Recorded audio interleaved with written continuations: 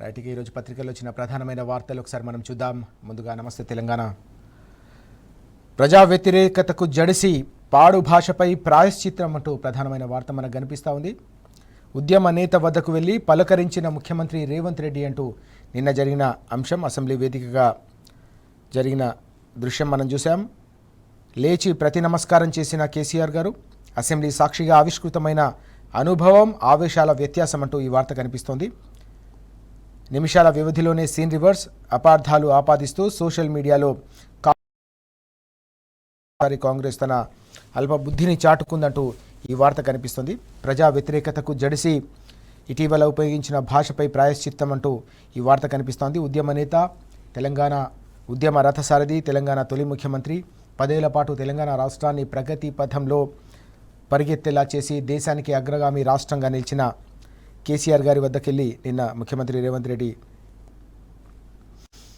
నమస్కారం చేసిన అంశం, లేచి ప్రతి నమస్కారం చేశారు కేసీఆర్ గారు అంటూ ఈ వార్త కూడా కనిపిస్తోంది. అసెంబ్లీ సాక్షిగా ఈ దృశ్యం నిన్న ఆవిష్కృతమైంది. ఇందులో ప్రధానంగా అనుభవం అలాగే ఆవేశాలకు సంబంధించి రెండింటి మధ్య ఉన్న వ్యత్యాసం కనిపించిందనే కథనాన్ని మనం ఇక్కడ చూస్తూ ఉన్నాం. అయితే కొద్దిసేపట్లోనే మొత్తం మళ్ళీ అపార్థాలు ఆపాదిస్తూ సోషల్ మీడియాలో కాంగ్రెస్ తన వైఖరిని చాటుకుంది, అల్పబుద్ధిని చాటుకుందంటూ ఈ కథనం మనకు ప్రధానంగా కనిపిస్తూ ఉంది. దీంతోపాటు నోటికి కూడా ఇదే మర్యాద ఉండాలని చెప్పి నిన్న బీఆర్ఎస్ వర్కింగ్ ప్రెసిడెంట్ కేటీఆర్ గారు ఈ అంశంపై స్పందించారు. అసెంబ్లీ బయట కూడా మాటల్లో సంస్కారం కనబడాలి అంటూ ఆయన స్పష్టం చేశారు. విమర్శ, ఖండన రెండింటిని కూడా హుందాగా స్వీకరించాలి, హుందాగా స్వీకరించే గుణం ఉండాలని కూడా ఆయన వెల్లడించిన అంశం మనకు కనిపిస్తుంది. నన్నేమన్నా పట్టించుకోను కానీ తండ్రినంటే మాత్రం ఊరుకోను అంటూ మరోసారి కుండ బద్దలు కొట్టి కేటీఆర్ గారు చెప్పిన అంశం కూడా కనిపిస్తోంది. బీఆర్ఎస్ వర్కింగ్ ప్రెసిడెంట్ కేటీఆర్ స్పష్టీకరణ అంటూ ఈ కథనాన్ని మనం చూస్తూ ఉన్నాం. నోటికి కూడా ఇదే రకమైన మర్యాద ఉండాలి, మాటలు ఒకలా చేతలు ఒకలా ఉంటే సరికాదు అంటూ ఆయన స్పష్టం చేసిన అంశం ఇక్కడ మనం చూస్తూ ఉన్నాం. అసెంబ్లీ బయట కూడా అదే సంస్కారాన్ని కనబర్చాలని చెప్పేసి వెల్లడించిన విషయం కూడా కనిపిస్తోంది. విమర్శ, ఖండన రెండింటిని కూడా ఒకే రకంగా స్వీకరించే ఆ హుందాతనంతో కూడిన గుణం ఉండాల్సిన అవసరం ఉందనే అంశాన్ని కూడా ప్రస్తావించిన పరిస్థితి మనకు స్పష్టంగా కనిపిస్తుంది. దానికి సంబంధించిన సమగ్రమైన వివరాలతో కూడిన కథనం కూడా మనం బ్యానర్ ఐటమ్గా నమస్తే తెలంగాణలో చూడవచ్చు. ఇక మరో కీలకమైన అంశం కూడా మనకు కనిపిస్తోంది. నీళ్లు నమిలిన మంత్రి అంటూ మరో వార్త. పాలమూరు ప్రాజెక్టుపై మరోసారి ప్రిపేర్ అయ్యి రాని ఉత్తమ్ అంటూ ఈ కథనం కూడా మనం చూడవచ్చు. డేటా అలాగే డాక్యుమెంట్లు లేక మీడియా ముందు తెల్లముఖం అంటూ ఈ అంశం మనకు ప్రధానంగా కనిపిస్తోంది. ప్రాజెక్టుల వివరాలేవీ లేకుండానే మీడియా సమావేశం, నీటి వాటా కుదింపును బీఆర్ఎస్పై నెట్టేందుకు తిప్పలు, జీవో కాపీలు, లేఖల కోసం ఇరిగేషన్ మంత్రి అవస్థలు అంటూ ఈ అంశానికి సంబంధించిన పూర్తి వివరాలు మనకు కనిపిస్తూ ఉన్నాయి.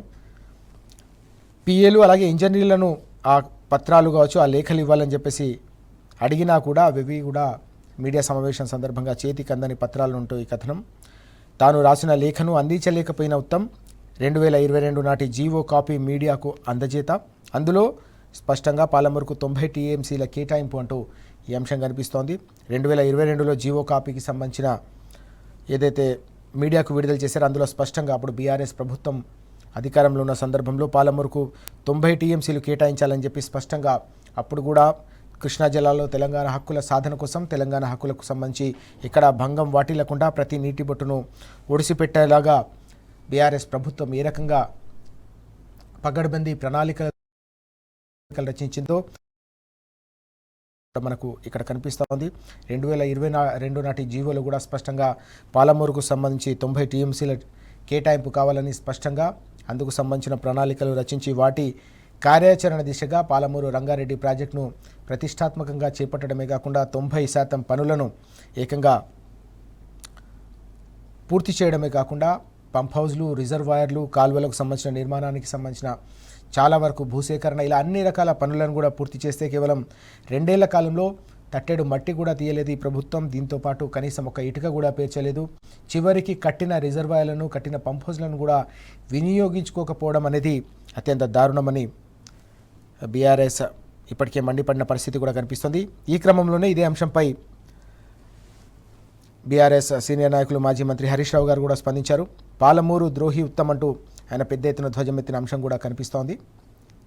గ్రీన్ ట్రిబ్యునల్లో కేసు వేసి ఆపాలని చూశారంటూ ఆయన మండిపడ్డారు. ఇరిగేషన్ మంత్రికి రేవంత్ రెడ్డి గాలి సోకినట్టుందంటూ విమర్శించారు. 90 టీఎంసీలకు గాను 45కు తగ్గించారా లేదా సమాధానం చెప్పాలి. ఇంత కీలకమైన సందర్భంలో తెలంగాణ రాష్ట్రం సాధించుకున్న తర్వాత 90 టీఎంసీలను కేవలం పాలమూరు రంగారెడ్డి ప్రాజెక్టుకే కేటాయించి దాన్ని ఇంకా రానున్న రోజుల్లో విస్తృతంగా వినియోగించుకోవడం, దాంతోపాటు పాలమూరు రంగారెడ్డి ప్రాజెక్టు పరిధిలోని అన్ని ప్రాంతాలను, అన్ని జిల్లాలను, అన్ని నియోజకవర్గాలను సస్యశ్యామలం చేయాలనే ఒక బృహత్ సంకల్పంతో బీఆర్ఎస్ హయాంలో అడుగడుగునా కూడా పగడ్బందీ ప్రణాళికలతో ముందడుగు వేస్తే కేవలం 45 టీఎంసీలకు మీరు తగ్గించారా లేదా సూటిగా ప్రభుత్వం సమాధానం చెప్పాలని చెప్పి ఈ సందర్భంగా డిమాండ్ చేసిన పరిస్థితి. మంత్రి కూడా సమాధానం చెప్పాలని డిమాండ్ చేసిన సందర్భం కనిపిస్తోంది. డిపిఆర్ వాపసు వచ్చి ఏడాదైనా ప్రభుత్వం ఎందుకు మౌనం వహిస్తుందని కూడా ఈ సందర్భంగా హరీష్ రావు గారు మండిపడిన అంశం కూడా మనకు కనిపిస్తూ ఉంది.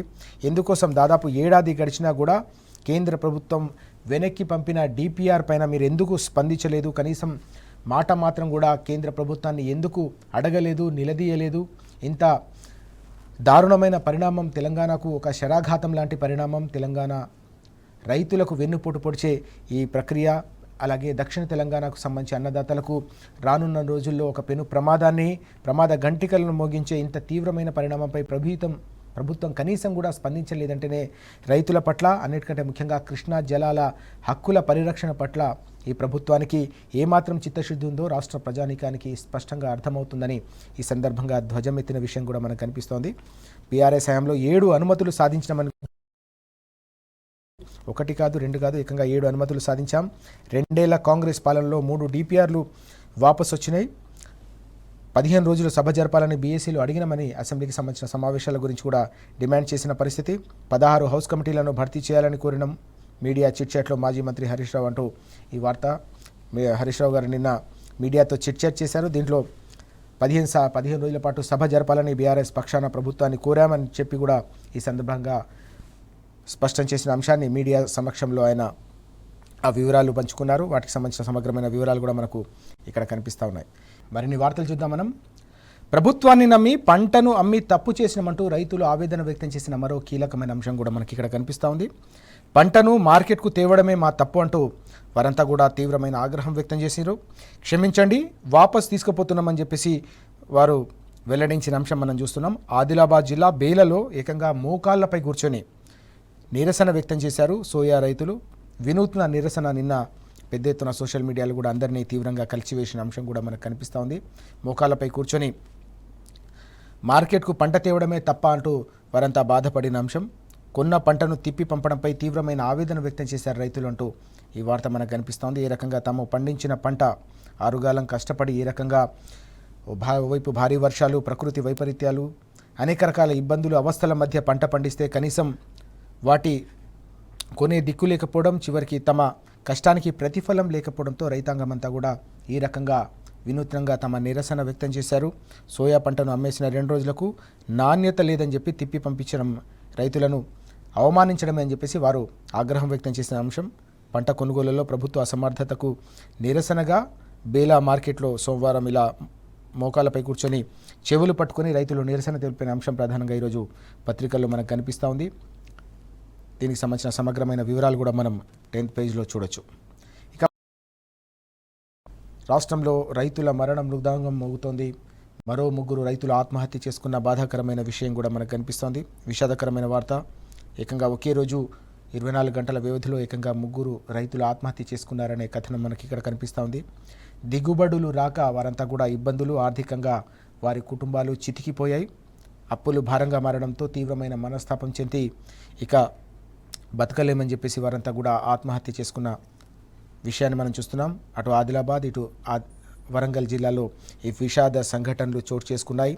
గతంలో రైతుల్లో 10 ఏళ్ల పాటు ఏదైతే ధీమా ధైర్యం ఉండేదో ఆ ధీమా ధైర్యం ఈరోజు వ్యవసాయ రంగానికి, అన్నదాతకు లేకపోవడం వల్లే ఈ రకంగా దిగాలు పడ్డ అన్నదాత రైతులు ఆత్మహత్యలు చేసుకుంటున్నారనే అంశం మనకు కనిపిస్తుంది. ఒకే రోజు 3 రైతులు ఆత్మహత్య చేసుకోవడం అనేది పెను విషాదాన్ని నింపుతున్న పరిస్థితి. ఇప్పటికైనా ఈ ఆత్మహత్యలకు చరమగీతం పాడాలి, అన్నదాతలను కాపాడుకోవాలని చెప్పి ప్రతి ఒక్కరూ కూడా డిమాండ్ చేస్తున్న పరిస్థితి మనకు క్షేత్రస్థాయిలో కనిపిస్తూ ఉంది. ఆ వివరాలు మనం ఇక్కడ చూడొచ్చు. అలాగే మరో కీలకమైన వార్త, రైతాంగానికి, వ్యవసాయానికి సంబంధించి సాగుకు స్మార్ట్ మీటర్లు పెట్టాలనే ఆలోచన ప్రభుత్వం చేస్తుందంటూ ఈ వార్త కూడా ప్రధానంగా కనిపిస్తోంది. గతంలో 10 ఏళ్ల పాటు కేంద్ర ప్రభుత్వం అనేక రకాలుగా అప్పటి బీఆర్ఎస్ ప్రభుత్వం పైన ఒత్తిడి తీసుకొచ్చినా ఎట్టి పరిస్థితుల్లో కూడా మేము తలొగ్గే ప్రసక్తే లేదు, దీనివల్ల ప్రభుత్వానికి ఆదాయం మీరు ఇస్తామని చెప్పినా రకరకాల ప్రలోభాలు పెట్టినా మేము ఊరుకోమని చెప్పేసి గతంలో బీఆర్ఎస్ స్పష్టం చేసింది. రైతుల సంక్షేమమే తమకు ప్రథమ ప్రాధాన్యత అని చెప్పేసి గతంలో 10 ఏళ్ల పాటు ప్రభుత్వం స్పష్టం చేసిన అంశం. అయితే ఇప్పుడు ఏకంగా 5 లక్షలకు పైగా అగ్రి ట్రాన్స్ఫార్మర్లకు మీటర్లు పెట్టేందుకు రాష్ట్ర ప్రభుత్వం సిద్ధమైందంటూ ఈ వార్త. ఏప్రిల్ తర్వాత బిగించేందుకు సిద్ధమైన సర్కార్ అంటూ ఈ కథనం మనం చూస్తున్నాం. 1 కాదు 2 కాదు ఏకంగా 5 లక్షలకు పైగా అగ్రి ట్రాన్స్ఫార్మర్లకు ఈ మీటర్లు పెట్టబోతున్నారనే వార్త మనకి ఇక్కడ ప్రధానంగా కనిపిస్తూ ఉంది. డిస్ట్రిబ్యూషన్ ట్రాన్స్ఫార్మర్ల ద్వారా విద్యుత్ వాడకం పైన నిఘా పెట్టబోతా ఉన్నారు. ఒక్కో స్మార్ట్ మీటర్కు దాదాపు ఖర్చు ఏదైతే ఉందో 25,000గా అంచనా వేశారు. 25,000గా ఖర్చు ఈ స్మార్ట్ మీటర్కు పెట్టాల్సి ఉంటుంది. ఈ ప్రక్రియకు దాదాపు 1,306 కోట్లు ప్రభుత్వం వెచ్చించనుందనే అంశం మనం చూస్తూ ఉన్నాం. వ్యవసాయానికి గతంలో కరెంటు కోతలతో మోటార్లు కాలిపోయి ట్రాన్స్ఫార్మర్లు కాలిపోయి ఇబ్బందులు పడుతూ ఉంటే నాణ్యమైన కరెంటే కాదు ఉచితంగా 24 గంటల పాటు వ్యవసాయానికి విద్యుత్తును అందించే రాష్ట్రంగా తెలంగాణ వెలుగొందిన పరిస్థితి. ఈ నేపథ్యంలోనే కేంద్ర ప్రభుత్వం సాగుకు స్మార్ట్ మీటర్లు పెట్టాలని చెప్పేసి గతంలో అనేక రకాల ప్రతిపాదనలు తెరపైకి తీసుకొచ్చింది. కానీ దీనివల్ల భవిష్యత్తులో రైతులకు అందించే ఈ ఉచిత పథకాన్ని గండికొట్టే ప్రమాదం పొంచి ఉందనే ఒక ఆందోళన రైతాంగంలో కూడా వ్యక్తమవుతున్న పరిస్థితి. దీనికి తోడుగా వ్యవసాయానికి ప్రభుత్వ బాధ్యతగా రైతాంగానికి ఆడుకునేందుకు రైతాంగాన్ని పూర్తిగా ఈ అప్పుల భారం నుంచి విద్యుత్ ఛార్జీల భారం నుంచి తప్పించేందుకు వారి కాపాడుకునేందుకు ఈ పథకాన్ని తీసుకొస్తే దీని మొత్తానికి ఏదో రకంగా కాల రాసే ప్రయత్నాలు జరుగుతున్నాయనే ఆందోళన రైతాంగంలో వ్యక్తమవుతుందనే అంశం మనం ఇక్కడ చూస్తూ ఉన్నాం. సాగుకు స్మార్ట్ మీటర్లు పెట్టాలన్న ఆలోచన తమకు ఎలాంటి భారం పడుతుందో అని రైతాంగం అంతా కూడా ఆవేదన ఆందోళనలో ఉన్న పరిస్థితి కూడా ఇక్కడ కనిపిస్తూ ఉంది. ఇక భూమి ఇచ్చిన రైతులతో బందాట అంటూ మరో వార్త. ఫార్మా పరిహారానికి చేతులు రాని కాంగ్రెస్ సర్కార్ అంటూ ఈ కథనం. 2 ఏళ్లుగా అరిగోస పడుతున్నారు రైతు కుటుంబాలు. ఫార్మా పరిహారానికి ప్రభుత్వానికి మాత్రం చేతులు రావడం లేదంటూ ఈ అంశం మనం చూస్తున్నాం. పరిహారం కింద ప్లాట్ల పంపిణీలో సర్కార్ ఇంకా కూడా దోబూచులాట ఆడుతోంది. అనధికార కొనుగోళ్లతో కాంగ్రెస్ నేతల భూదందా. నమస్తే తెలంగాణ కథనంతో హడావుడిగా పంపిణీ డ్రామా చేపట్టారంటూ ఈ వార్త. 6 నెలలు దాటినా నేటికి కూడా అధికారుల వద్దే ఆ డాక్యుమెంట్లన్నీ కూడా ఉండిపోయాయి. గ్రీన్ ఫీల్డ్ హైవేతో ప్లాట్లు కోల్పోతున్న అనేక మంది రైతులు ప్రత్యామ్నాయం చూపకుండా రాష్ట్ర సర్కారు తాత్సారం చేస్తోంది. భూమి ఇచ్చిన రైతులతో ఒక చెలగాట మారుతుంది, వాళ్ళ జీవితాలతో బంతాట ఆడుతుందంటూ ఈ కీలకమైన కథనం కూడా మనకు ఫార్మా సిటీకి సంబంధించిన అంశంలో ఫార్మా సిటీ కోసం ఫార్మా భూముల కోసం ఏవైతే తమ భూములు ఇచ్చారో వారికి సంబంధించి ఇంకా కూడా ప్రభుత్వానికి చేతులు రావట్లేదు కాంగ్రెస్ సర్కార్ కంటూ ఈ కథనం కూడా మనకు ప్రధానంగా ఈరోజు కనిపిస్తూ ఉంది. మరిన్ని వార్తలు చూద్దాం. పురపొరుకు రంగం సిద్ధం అంటూ మరో వార్త కూడా కనిపిస్తోంది. ప్రధానంగా మనకి జనవరి 10న ఓటర్ల తుది జాబితాను విడుదల చేసేందుకు రంగం సిద్ధం చేస్తూ ఉన్నారు. రాష్ట్రంలోని దాదాపు 117 మున్సిపాలిటీలు 6 కార్పొరేషన్లలో వార్డుల వారీగా ఓటర్ల జాబితా రెడీ చేసేందుకు ఎస్సీసీ సిద్ధమవుతోంది. షెడ్యూల్ విడుదల చేసిన కమిషనర్ అంటూ ఈ వార్త కనిపిస్తూ ఉంది. పురపొరుకు మున్సిపాలిటీలకు సంబంధించిన ఎన్నికలకు రంగం సిద్ధం చేస్తూ ఉన్నారు. జనవరి 10న ఓటర్లకు సంబంధించిన తుది జాబితా విడుదల కాబోతోంది. రాష్ట్రంలోని దాదాపు 117 మున్సిపాలిటీలు 6 కార్పొరేషన్లలో ఈ ప్రక్రియను చేపట్టబోతా ఉన్నారు. వార్డుల వారీగా ఓటర్ల జాబితా అంతా కూడా రెడీ కాబోతున్న నేపథ్యంలో పురపూరు గ్రామ పంచాయతీ ఎన్నికల తర్వాత రంగం సిద్ధమవుతుందనే కీలకమైన అంశం కూడా మనకి ఇక్కడ కనిపిస్తూ ఉంది. ఇంకోసారి ఈనాడు చూద్దాం. ఈనాడులో పాలమూరును రేవంత్ కావాలనే పక్కన పెట్టారంటూ నిన్న బీఆర్ఎస్ వర్కింగ్ ప్రెసిడెంట్ కేటీఆర్ గారు చేసిన విమర్శ కూడా కనిపిస్తూ ఉంది.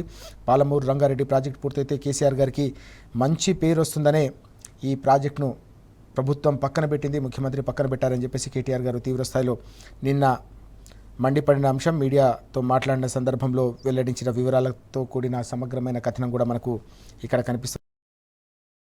ఇక్కడ చూడొచ్చు. ఇంకోసారి తెలంగాణ టుడే చూద్దాం. తెలంగాణ టుడేలో ప్రధానంగా Revanth stalling PRLIS to deny credit to KCR అంటూ అదే అంశానికి సంబంధించిన ప్రధానమైన వార్త తెలంగాణ టుడేతో పాటుగా ఇతర పత్రికల్లో కూడా కనిపిస్తుంది. పాలమూరు రంగారెడ్డి ప్రాజెక్టును కేసీఆర్ గారు ఎంత ప్రతిష్టాత్మకంగా చేపట్టారు, అలాగే దక్షిణ తెలంగాణకు సంబంధించి సాగునీటి కష్టాలను శాశ్వతంగా తీర్చేందుకు ఒక ప్రణాళికాబద్ధంగా ప్రాజెక్టును చేపట్టి ఓవైపు పంప్ హౌజ్లు, ఏకకాలంలో రిజర్వాయర్ల నిర్మాణం, దీనికి తోడుగా కాలువల నిర్మాణానికి సంబంధించిన భూసేకరణ, ఇలా ఒక పగడ్బందీ వ్యవస్థతో పూర్తిగా పనులను దాదాపు 90-95% పూర్తి చేస్తే దాన్ని పూర్తి చేయకుండా ఈ ప్రభుత్వం కాలయాపన చేయడం వెనుక ప్రధానమైన కారణం ఈ ప్రాజెక్టు కనుక పూర్తయిపోతే దక్షిణ తెలంగాణలో రైతులకు సాగునీటి కష్టాలు తీరుతాయి. దీంతోపాటు కేసీఆర్ గారికి పేరు వస్తుందనే ఏకైక కారణంతోనే ఈ ప్రభుత్వం ఈ ప్రాజెక్టును పూర్తి చేయట్లేదు. రాజకీయ కక్షతో రైతులను బలి చేస్తూ ఉన్నారు. దీనికి తోడుగా కృష్ణా జలాలను కాలరాస్తూ ఉన్నారు. కృష్ణా జలాలపై తెలంగాణ రైతులకు, అన్నిటికంటే ముఖ్యంగా పాలమూరు, నల్గొండ, రంగారెడ్డి జిల్లాల రైతులకున్న హక్కులను శాశ్వతంగా కాలరాశేలాగా ప్రభుత్వం వ్యవహరిస్తుందని తీవ్రస్థాయిలో మండిపడిన అంశం మనకు కనిపిస్తోంది. Congress wants discussion on irrigation but they don't even know what they want to discuss అంటూ ధ్వజమెత్తారు. సాగునీటి రంగంపైన చర్చ చేపట్టాలని ప్రభుత్వానికి ఉన్నా ఏం చర్చించాలనే దానిపై ప్రభుత్వానికి స్పష్టత లేదు, ఎజెండా లేదు. పూర్తి స్థాయిలో వారు ఆత్మరక్షణలో ఉన్నారు. సమాధానాలు చెప్పలేక మాత్రమే వారంతా కూడా ఈ రకంగా మల్లగులాలు పడుతున్నారని కూడా ఈ సందర్భంగా కేటీఆర్ గారు మండిపడిన అంశం మనం ఇక్కడ ప్రధానంగా చూస్తూ ఉన్నాం. దీంతోపాటు అసెంబ్లీలో నిన్న జరిగిన పరిణామాలకు సంబంధించి assembly begins with rare show of బోనోమీ.